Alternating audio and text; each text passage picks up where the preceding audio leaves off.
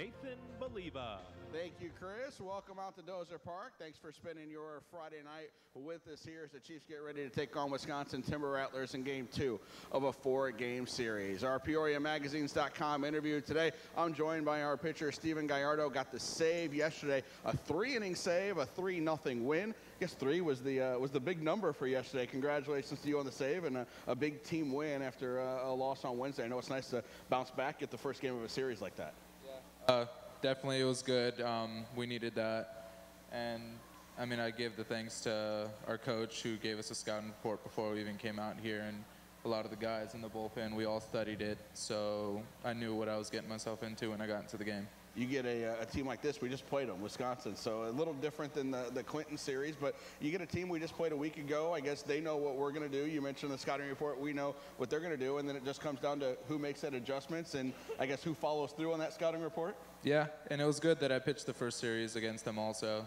So, I mean, before the scouting report came out, I knew some of the guys. I had already faced them, so I was ready for it. You get a starting pitcher like Sandy who goes out there yesterday and in 6 innings, pitched out of a couple jams early with the bases loaded and kept Wisconsin off the board. Then you come in with the 3-0 lead, and I know obviously you just want to keep things going, but did you realize you'd get 3 innings out of your effort last night?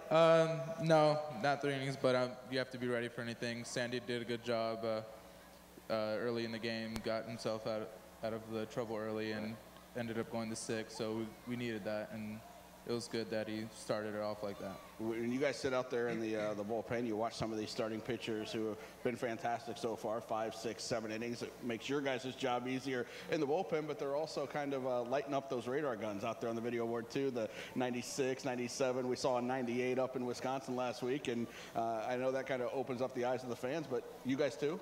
Yeah, definitely. I mean, we saw them pitch like this in spring training, but just to continuously throw that hard, I mean, it's mind-blowing. It's something cool to see. For you, I know it's been a long road for you to get here to Peoria. I mentioned it in Burlington, the first batter you faced, you got a strikeout. That had to feel really good after 3 years of not getting into games because of different injuries, and to get out there and strike out that first batter had to feel pretty good for you. Oh yeah, definitely. I mean, at any time I get to play, it's great. I mean, even after those 3 long years. And when I first got in, I was just really grateful and just felt comfortable on the mound. I mean, just doing what I do. Going through the rehab processes, and I'm sure they were a little bit different based on the injury. What was the toughest part of that for you, and maybe not knowing when you would get on a mound in a game again? The hardest part is you have to be mentally strong. You can't let those things, I mean, they're battles and you have to overcome them. You can't get down on yourself and just quit. You always have to keep on fighting, and that's what I did. We've got a couple of California guys out here with you. You're an LA guy. We had Ryan McCarville, who was from the area, and now he's back and extended. Lateo, who was out here last with our pregame interview a couple days ago, from California as well. You guys kind of stick together. How's that work? I mean, we always talk about California because I think it's one of the best places, but the team's all really close. We all speak to each other, so. Being from LA, when you got drafted in 2012, what was the first thought? Okay, St. Louis Cardinals, all the teams are well east. You're not getting, in the minor leagues at least, you're not getting anywhere near California. No team in the California League, and I guess games maybe with AAA Memphis you'll get out there, but that's about it. So what were your first thoughts, and how did you go about learning about the Cardinal system? I didn't know what to expect. First year I was actually in Johnson City, Tennessee, and that was a whole type of different, right? A big culture shock from big city in LA going to a small town in Johnson City, Tennessee. Wasn't used to it at all, but it was a nice place to stay. Being an LA guy, I probably should have asked this before he came out, so I knew the answer. But Dodgers, Angels, growing up, would you go to games? Yeah, I mean, I went to a lot of Dodger games, but I wasn't a fan. I grew up an Angels fan. Okay. But now I'm a really big believer in the Cardinals and a fan of them. And you got a former Chief and Albert Pujols out there with the Angels too, right there in your backyard now with that. So, but being from LA, what was the switch like for weather? I know I talked to some of the other guys about what that was like so far, but had to be the first time when we were up in Burlington opening day, the first time you pitched in any kind of weather like that. Had never pitched in anything as cold, near as cold as that. That was. I didn't think I was like, my arm was just like, oh God, what is this? What are you in right now? It was really cold, but you have to battle through it.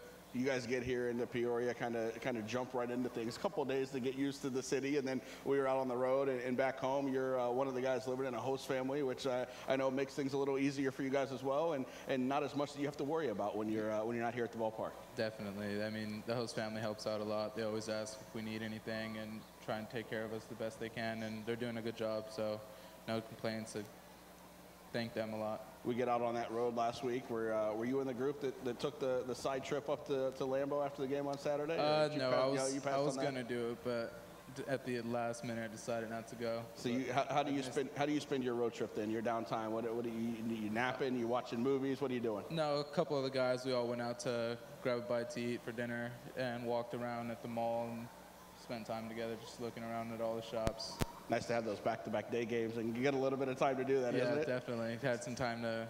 I mean, I wish I would have gone to Lambeau. Like, and I regret it, but it was cool though. Well, we'll have another opportunity. We're back up there later in the year, and 3 innings for you yesterday. I guess that pretty much means you're not throwing a day. So, what's a day like after for you when you throw 3 innings and that many pitches?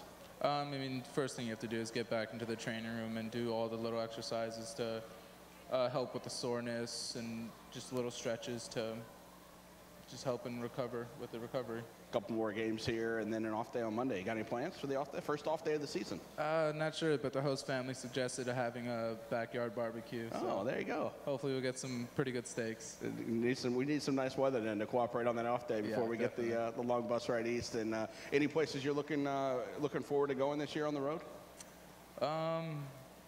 Not quite sure. Yeah. I haven't really paid attention much to that. I don't really know the city. So you just get on the bus and go, and we'll find something cool when we get there. Yeah, I guess Wisconsin, once we go back there, that way I can take a trip to Lambeau. Well, there you go. You got a plan for the season. Great job last night. Appreciate your time out here today. Thank you. All right, Steven Gallardo, our Pekin Insurance Beyond the Expected player of the game from last night. 3 innings, did not allow a run as the Chiefs won 3-0, and he got the first save of his career for the Chiefs in last night's ball game. We take on Wisconsin tonight, tomorrow, and Sunday. We've got a new promotion for tomorrow. It's a 1 o'clock day game, and we're going to keep 1 as that magic number. $1 kids tickets for tomorrow, $1 hot dogs as well for the Saturday game at 1 o'clock as we take on this Wisconsin Timber Rattlers team. Then on Sunday, we're out here for a 2 o'clock start. It'll be a PNC Kids Sunday as always. The Chiefs players will be wearing their baby blue Cardinals throwback jerseys and those new baby blue hats, and you can go up to the Firehouse Team Store and say hi to Patrick. Check out those brand new baby blue hats that the Chiefs will wear in the games on Sundays this year, and they're available for you to purchase up in the Firehouse Team Store as well. On Sunday, we've got a player poster, our first of the year, presented by the Peoria Journal-Star and CityLink. It features first baseman R.J. Dennard. The first 1,000 fans through the gates on Sunday will get that player poster. Then kids 12 and under can come down here and get the autographs on that player poster at 1:15. Fans can also play catch at 1 o'clock in the outfield, and kids can run the bases after the ball games. The Chiefs take on the Rattlers at 2 o'clock, and for those kids 12 and under, $5 tickets and $1 ice cream sandwiches for this Sunday and every Sunday. We're going to go on the road next week, as we mentioned right there in that interview with Steven. We'll have an off day on Monday.